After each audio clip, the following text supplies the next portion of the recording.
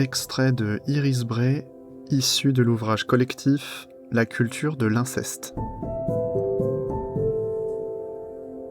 La définition de l'inceste de l'Association internationale des victimes de l'inceste, AIVI, laisse percevoir que l'inceste n'a pas un seul et même visage. Il est extrêmement important de souligner que les situations sont multiples afin de déjouer les stéréotypes qui empêchent de penser et de voir l'inceste.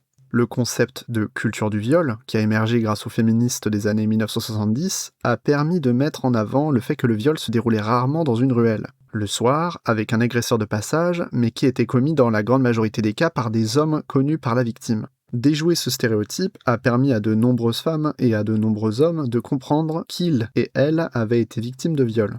D'ailleurs, Samantha Gamer, violée par Polanski à 13 ans, explique dans une interview au Guardian que lorsqu'elle donne sa déposition à la police, elle ne sait pas qu'elle a été violée.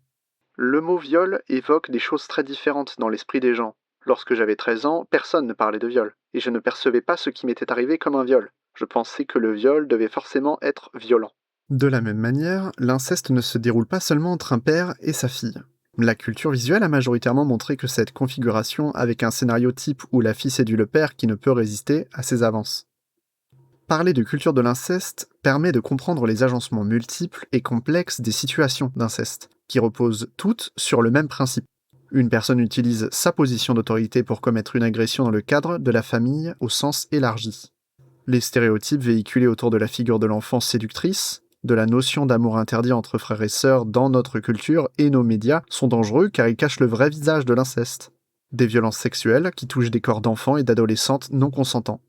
En mars 2021, Juliette Drouard a la gentillesse de m'envoyer un fichier PDF craqué du livre de Dorothée Ducy, Le berceau des dominations. Je ressens une émotion immense en comprenant une chose pourtant élémentaire. L'inceste ne peut pas être présenté comme tabou ou interdit si l'inceste est partout. Il s'agit en fait du contraire. L'inceste structure notre société. Il s'agit d'un fléau qui sert de base extrêmement solide pour la domination patriarcale. Ce changement de paradigme qui me semble si simple et si évident fait valser toute ma construction intellectuelle. L'inceste est le point d'aveuglement de nos sociétés et de nos arts. Il devient urgent de sortir d'une pathologisation de l'inceste. Les conclusions du travail de recherche anthropologique de Dorothée Ducy sur les hommes qui incestent, qu'elle a interrogé en prison, sont très claires. Les personnes qui incestent ne le font pas parce qu'elles ont des penchants pédophiles, ou parce qu'elles sont malades, ou parce qu'elles sont des monstres. Elles le font parce que le corps des enfants est plus facile à dominer. Le sociologue Éric Fassin définit la culture du viol de cette manière. Il s'agit de penser la violence sexuelle en termes culturels et non individuels, non pas comme une exception pathologique, mais comme une pratique inscrite dans la norme qui la rend possible en la tolérant, voire en l'encourageant. Le viol apparaît ainsi comme un comportement extrême dans un continuum qui commence par les comportements ordinaires, jugés normaux.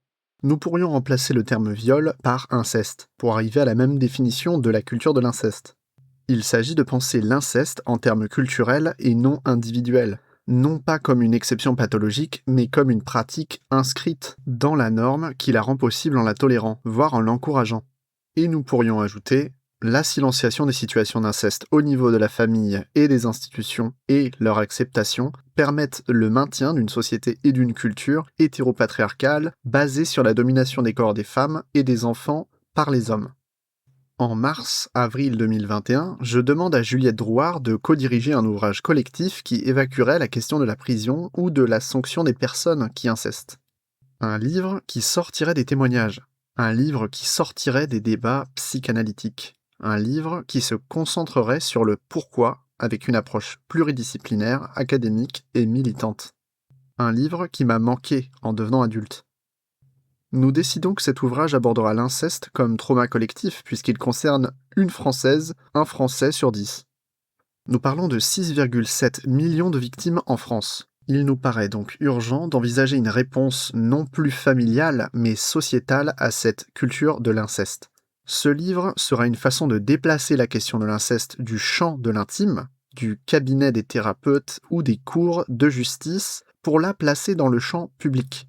Non pas pour nier la puissance d'une parole qui se livre dans le cadre de la thérapie, mais pour proposer un cadre théorique qui accompagne cette parole de l'intime dans un contexte sociétal. La réponse clinique à l'inceste n'est pas la seule pour réparer l'inceste. Ce livre devient la possibilité de penser une réponse politisée et collective.